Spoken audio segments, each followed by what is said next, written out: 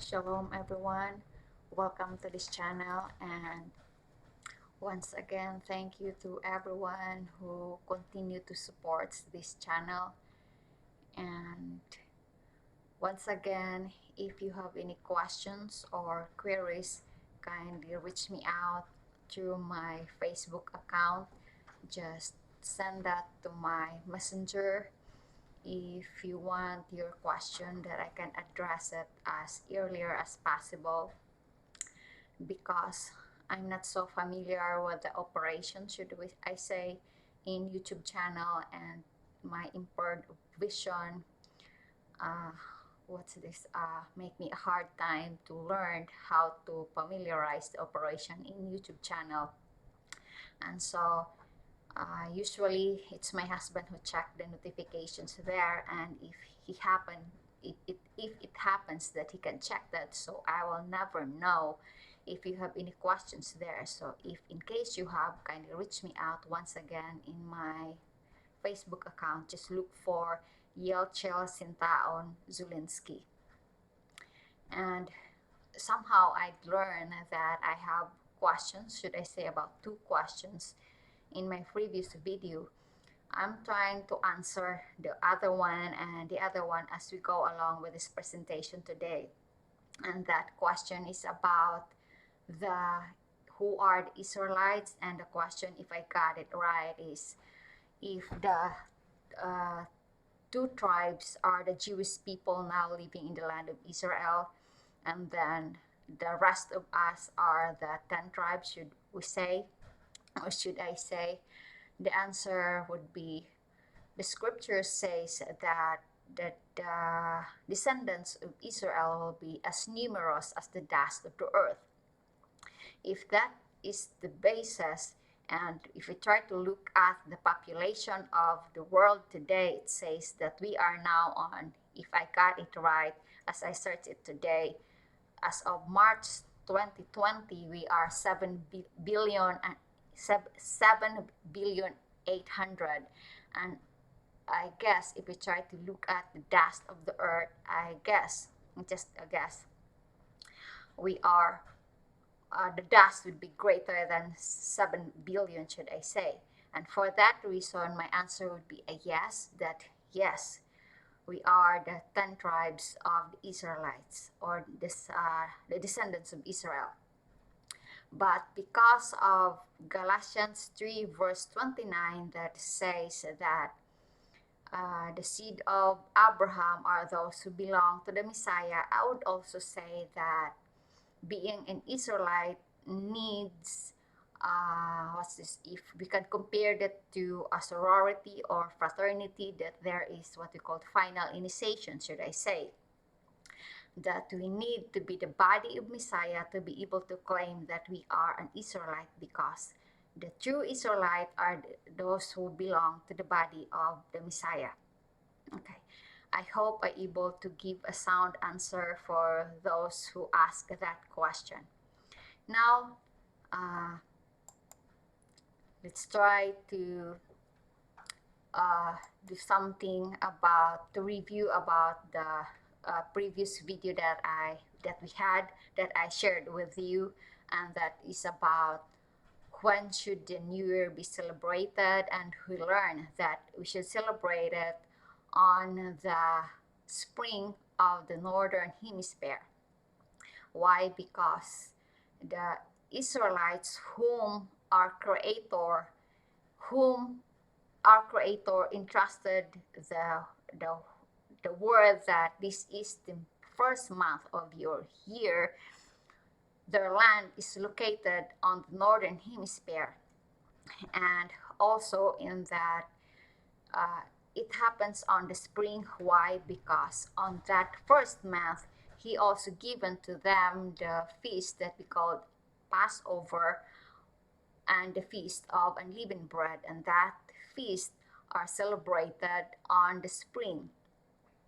And also we know that, if there is anyone who knows when the earth starts to rotate and revolves, it is our Creator. And the reckoning for 1 year is one revolution of the earth around the sun. And so the new year should be reckoned when we start to revolve around the sun.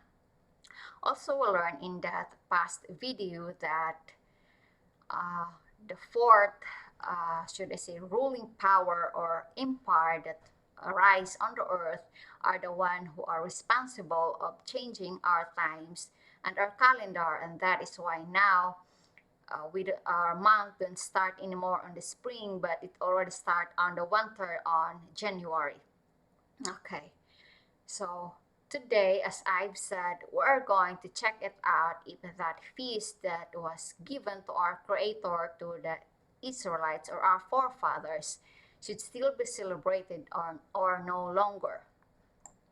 We can see that celebration in Leviticus chapter 23, along with the other, should I say, celebration or festivities, or in Hebrew that is called Moedim, and should be properly translated as appointed times. Okay, now if we try to look at that word there that says this is a law forever, then I don't think we still have something to talk about. Why? Because I believe that word forever is an English word that it's not so hard to understand for us to disagree with.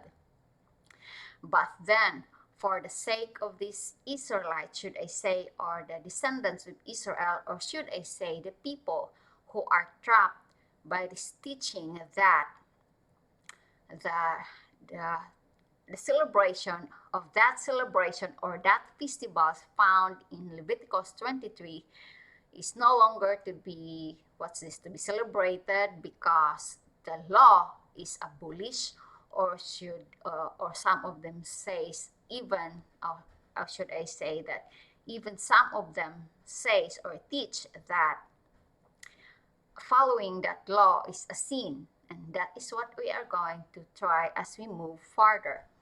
And another thing, they also try to teach us that the one who made the teaching is Apostle Paul or Shaul. Some also says that it is the Messiah who do the teaching, that we shouldn't follow the law anymore or that festivals. Okay, let's check it out. If it is true that Apostle Paul or Shaul teach us, is the one who teach us not to celebrate that feast anymore or not to follow law anymore. Let's check it out in 1 Corinthians 5 verse 8. There you can see that Apostle Paul says that let us celebrate this festival not with the leaven nor with the leaven of evil and wickedness, but with the unleavened bread of sincerity. If we try to look at the word let us celebrate, then it's so clear that it is not Apostle Shaul or Paul that teach us not to celebrate that feast. Why? Because he says that we let us celebrate this festival, right? Okay, so how's about the Messiah? Maybe it's the Messiah who taught us not to celebrate this feast anymore. Let's check it out. In 1 Corinthians chapter 11 verse 24, this happens in the time that they celebrate the feast of Passover before his death. There we can see that after he broke the bread, he says that do this in remembrance of me. Still, he's the one, he commanded us to do the festival, opposite to the teaching of our interpreters, or should I say our teachers in our house of prayer today, that we shouldn't celebrate these festivities anymore. Another thing, somewhere in Luke 23 verse 54, because might you will say that, yeah, they celebrated feast because he did not die at the time yet. Maybe you can say after he dies, he do not follow the laws anymore, or should we say they did not keep the feast anymore. Let's check it out. So after he dies, on Luke 23 verse 54, it was a preparation day and Shabbat is approaching. And that is why, if you can still remember, if you have read this part of the scripture, we can see that they are in a hurry to bury him in his burial site. Why? Because the Shabbat is coming. It's clear now that they are keeping the Shabbat. That is why they are in a hurry to bury him. Let's remember that if we try to look at Leviticus 23, there we can see that after the Passover comes the Feast of Unleavened Bread, because the Passover should be celebrated on the 14th day of the first month.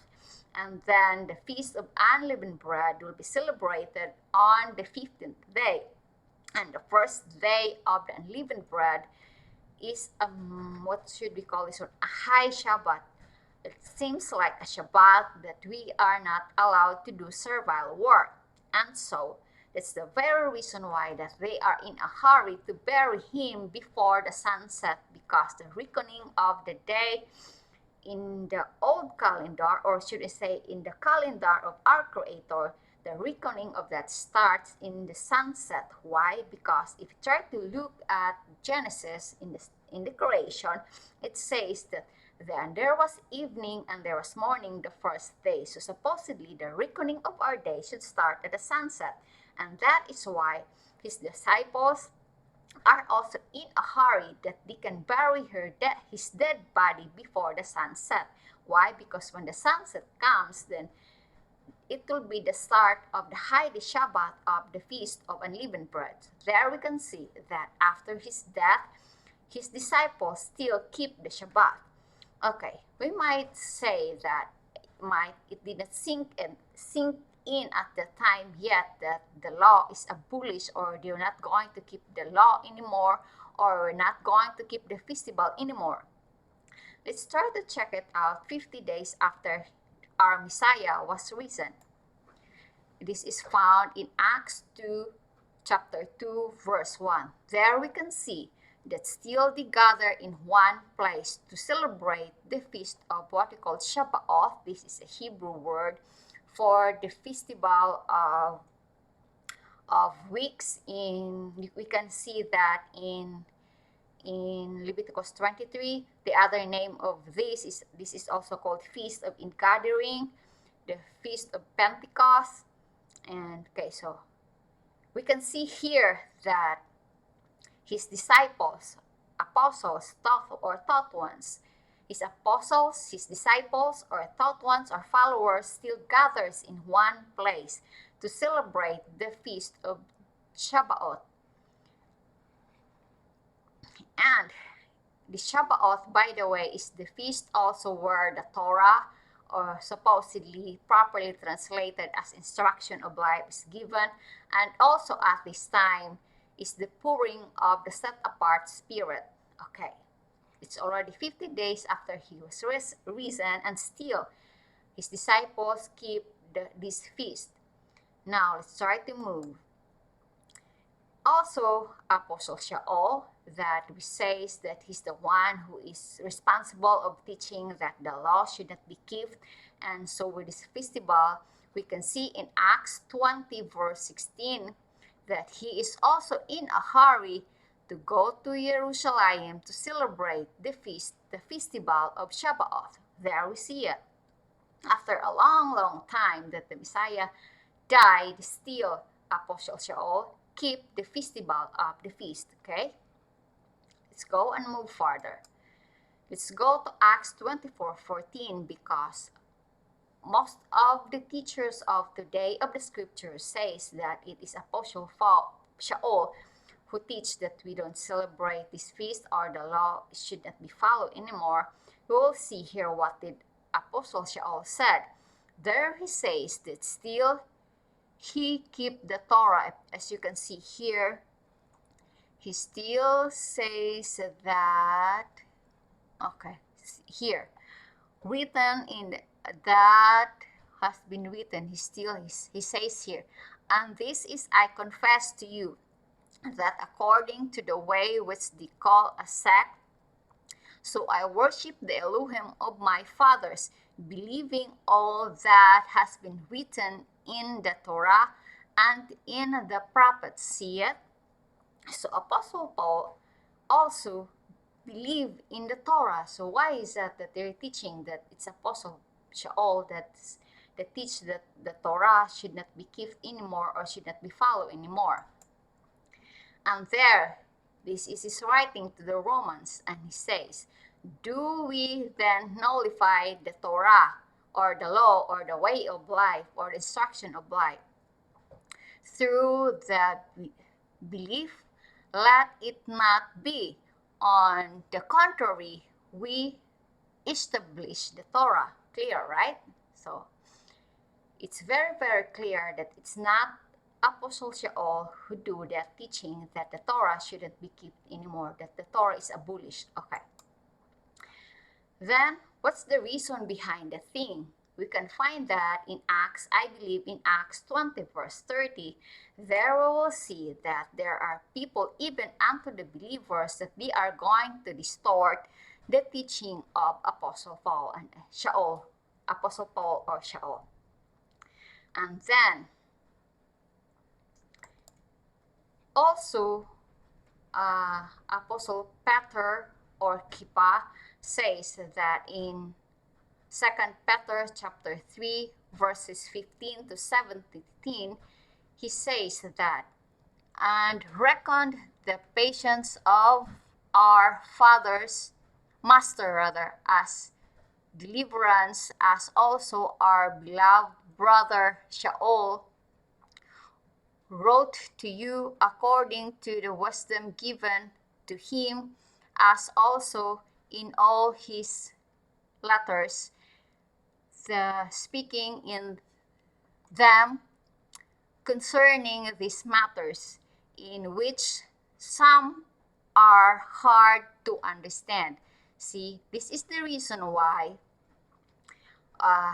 the teaching of Apostle Shaul was misunderstood, because some of his letters, there are things there that is hard to understand, which those who are untaught and unstable twist. So there is a twisting happen in the teaching or in the letters of Apostle Shaul. And that's, I believe, the reason why some of us believe that is Apostle Shaul that tried to change the law, or who taught us not to keep the law or anymore. And there on destruction. But this thing, as we can see here, as Apostle Kippa or Peter says, if we do that, that is for our own destruction. As they do also in the other scriptures. You then, beloved ones, be warned. So he says he forewarned us. He's warning us to be careful, to watch, lest you fall from your steadfastness, believing, led away with the delusion of lawlessness. So it ended up that if we are going to twist, or if we are not, we are untaught and unstable with our learnings, it will ended up that we will be going to lead into a delusion that of the lawlessness. When I say lawless, lawless, it would be the absence of the law. So I hope it's clear now that it is not Apostle Shaul who taught us that we're not going to follow, we're not going to obey the Torah anymore, but it's just a matter of the twisting or distorting of his teaching. And I believe the one who, should I say, the one who changed the law is not Apostle Shaul, is not the Messiah, but the answer of that can be found in Daniel chapter 7, verses 23 to 25.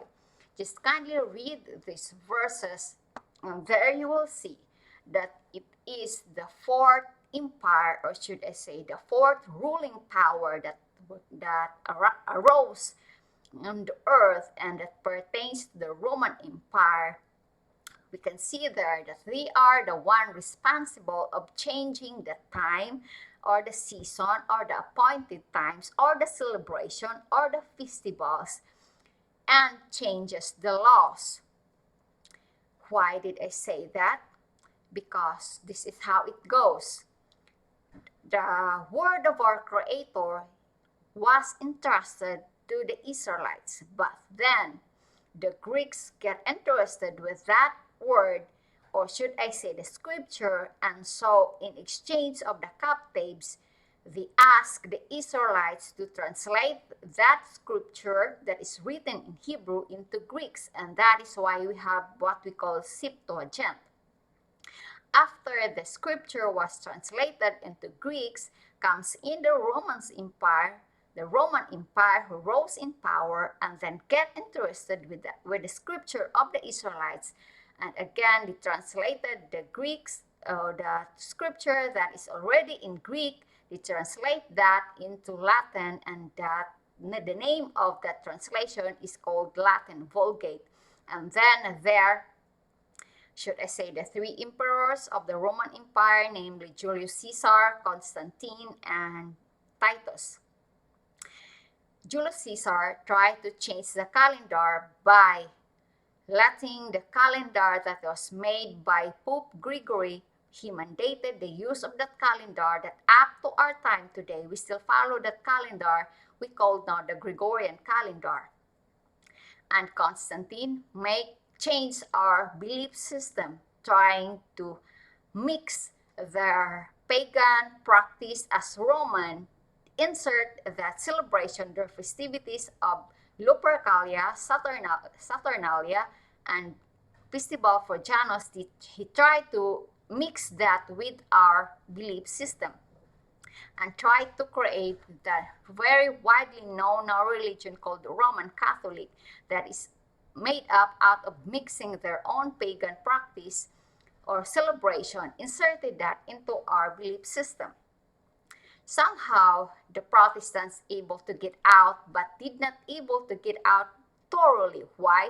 Still they follow the teaching that was made by the Roman Empire, try to change our laws, try to make a belief system that no longer follow the laws. Why? They already make a new laws, and they try to say that there are Old Testament and New Testament. But mind you, my dear viewers, try to observe that as you read that book that they call New Testament, you can see there lots of quotations that were taken from the Old Testament.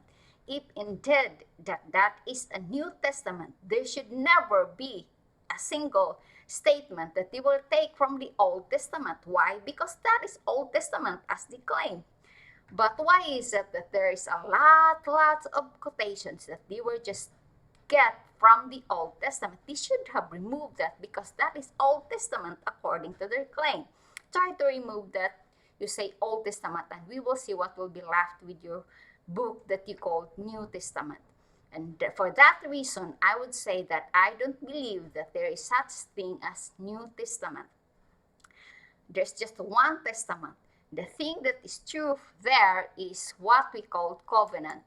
And we can find the answer of that in Hebrews chapter 8, verse 10. And mind you, that there's no such thing as New and Old Testament. What we have is Old Covenant and New Covenant. And in this way, as I've said a while ago, I'm going to answer the questions about the covenant. Okay. I believe that there is no New Testament and Old Testament. What I believe, as you can see here in Hebrews chapter 8, verse 10, that there is a covenant, an Old Covenant and a New Covenant. And let me remind you that the New Covenant and the Old Covenant belongs to Israel. The Old belongs to the house of Israel, and still the New Covenant belongs to the house of Israel. If you will not accept that if you are not going to accept that you are an Israelite, you are not part with the covenant, I'll tell you. According to this according to what we can see here in the slide that I've shown you. Okay, and what's this? There's a great difference between testament and covenant. If we try to look at the meaning of those two words, there's a great difference between that. If we try to look at the covenant, that pertains to an agreement that lies around the testament. And I believe in the old covenant, we can offer a blood offering of the animals to what's this? If we commit sin.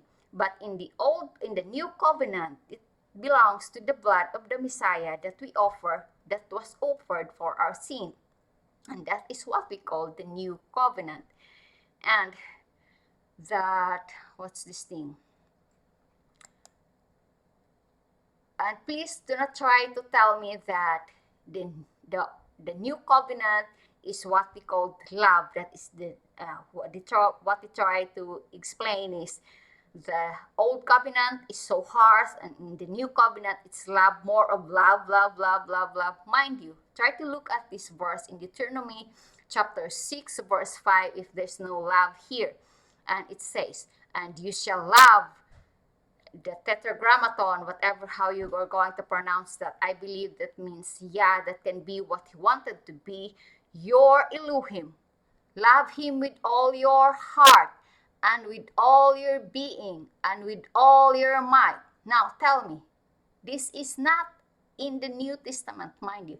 This is in the Old Testament. So why is it that they let us believe that the love only comes in the New Covenant? No, my dear, I would disagree with that. The love comes in already in the book of Deuteronomy chapter 6 verse 5. And try to look at that. You say the 10 commandments, that you shall not commit adultery, you shall not lie, you shall not murder. Tell me if that is not the love that we had for our neighbor. We cannot do that to our neighbor if we don't love them. So I do believe those things were made to love others. And this is so clear that we are going to love our Elohim, our mighty one. Okay? So please don't be confused with that thing. And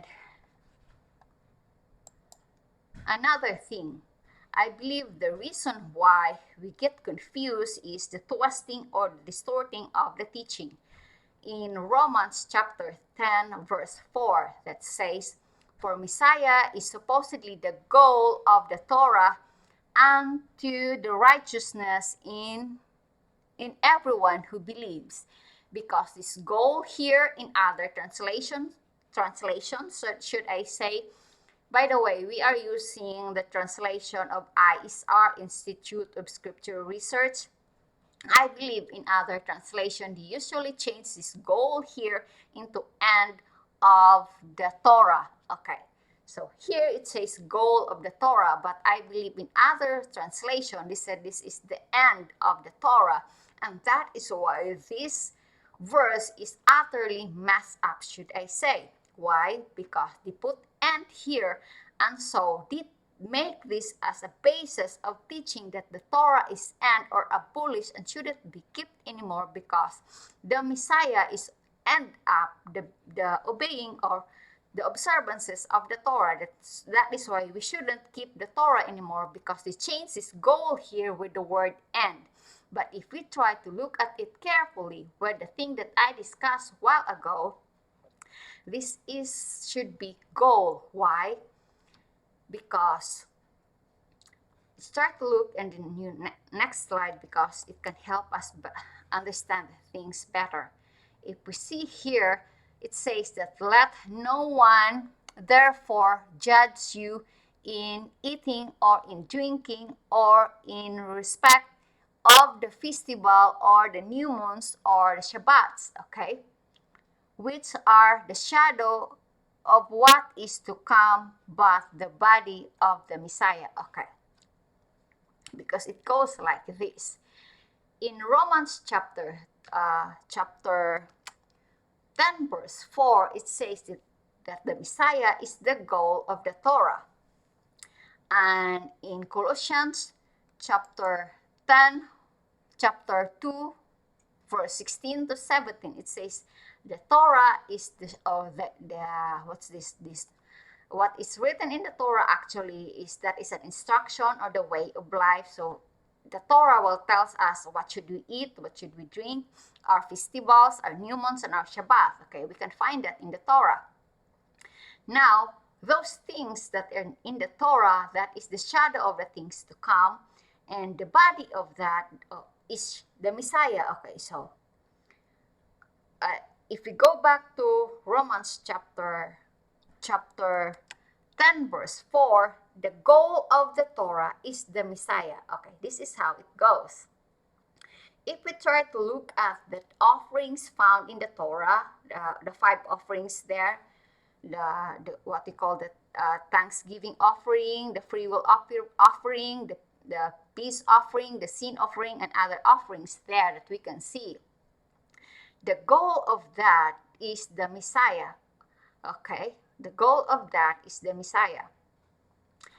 When the Messiah comes in, that blood offering that we do when we sin before, we no longer observe that, but still we do offering now, and we make our body, our prayers, our songs as our offering, okay? And if we try to look at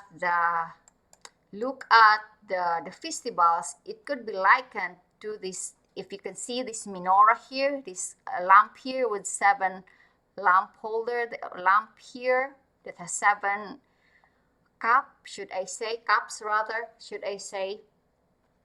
This symbolizes the festivals that we had in Leviticus chapter 23. And these things all point, or the goal of those celebrations, should I say, is the Messiah, and this is how it goes. The festival that is found in Leviticus chapter 23 are 7 festivals, just like the 7 lamps here, or cups, should I say, or lamps, should I say. And the goal of that is the Messiah. There is a great significance about that feast that pointed to the Messiah. The first feast there is what we call the Feast of Passover, that tells us about the Messiah, that is his redemption for us to our sin. That is the time when he was offered as Passover. And then, or the lamb offering. Then the second festival of that is the Feast of Unleavened Bread. And that Feast of Unleavened Bread is to be celebrated for 7 days. The 7 symbolizes for perfect or complete, because after the Messiah redeemed us on the first festival, then we'll go to the second festival that symbolizes his body that is unleavened or without blemish or without sin. And if we try to look at the bread that is made of flour, and the flour is fine and the color is white, this symbolizes purity. And that is the body, or that is the Messiah. He lives without sin, pure and fine as flour and pure as white. The color of the flour that is white, it means pure. And since we are his follower, his disciple, his taught one, we ought to follow the life that he lived, that symbolizes by this unleavened bread. We also need to follow, to live a life that is blemished, that is sinless, that is pure, that is fine, okay? The third festival of that is what we call the Feast of Weeks, the Feast of Ingathering, wherein the Torah, the set-apart spirit, the Torah was given, and the set-apart spirit was poured unto his disciple or taught ones. Same thing, this also symbolizes the ingathering of his people that were scattered around the earth, this third festival, okay? The fourth festival, supposedly, I'm sorry that this menorah that we had here is not, what should you say, not as perfect as the other. Supposedly, this fourth here should be higher than the other. But anyway, these 3 festivals are the events that already been fulfilled when the Messiah comes, or in his first coming. he was already, oh no, no, no. He already was been, uh, he was already been offered as Passover offering, or the lamb offering, or the sin offering, should I say. And then the second one is the Feast of Unleavened Bread, that the life shows to us that we lived in. Then the third is in gathering. And the fourth one is the Feast of, should I say, in Hebrew, that is Rosh Hashanah, or the Feast of Trumpets. I believe this symbolizes of his coming, that is found in Matthew, that this is been said in Matthew 24, because this festival is the festival that is known as the day and the hour is unknown. Why? Because as you can see in my previous video, we can see there that the new moon, the 1 month, should be reckoned in the one cycle of the moon around the earth, and that will follow about 29 and 1/2 day. So 29 and 1/2 days. And so we can determine if in that certain month we celebrate it, we have 29 days or 30 days. And so that's the reason why we do not know when is the day that this celebration should be celebrated, because this celebration, the fourth festival, is greatly is celebrated, or should be celebrated, on the new moon of the 7th month. And then I believe these 3 festivals will gonna happen before his coming, and I believe I'm gonna share, as yes willing, why I believe that he will come on the Feast of Trumpets, or the Rosh Hashanah, or on the 4th festival, should I say, mentioned in Leviticus 24. And the other 3 festivals after his coming will be the thing that will happen after he comes. And that should be the Feast of Yom Kippur, that is, I believe this symbolizes the Judgment Day. And then the next of that is the Feast of Booths, or Dwelling, or Sukkoth in Hebrew. And that is, I believe, the moment when the Messiah will be with us for 1,000 years. And then the last festival that we're going to celebrate is Yom Hagadol, or the last great day. I believe this 7th festival pertains to eternity, or eternal life. So there are 3 festivals that will be fulfilled before he comes, and there will be the 3 the meaning of the meaning or the significance of the other 3 festivals will be fulfilled after he comes. So I hope that I shared something worthy of your time, that is helpful of our growth. And if you find our YouTube channel worthy of your time, kindly do subscribe. And let me have this as my final word. If you find anything that you learned important, kindly store that in for storage, should I say. If you can memorize that, do memorize that, because that will strengthen you in the time of trouble, should I say. If you want to be physically strong, we need to eat. If you want to be spiritually strong, we need to feed a spirit. And if you can share what you've learned, that's good too, because if you forgot that, it might return to you if you share that. Another thing, have a hard copy, should I say, or if you, I know it is from the old school, jot it down, especially the verses that's so important. With your growth, try to jot it down, get a notebook and write it down, make a hard copy of that, store that in a hard copy. Another thing, if you can make a soft copy, if you can store anything that is so important to you, try to store that in a soft copy. If you can store that as in a flash drive, do it. Why? Because we do not know what will happen in the days to come. Good for this time, because you can still use internet. But if time will come that these things were not available anymore, at least we have stored it and we can get it if we need it. Once again, thank you so much. Until next time, yes willing, shalom.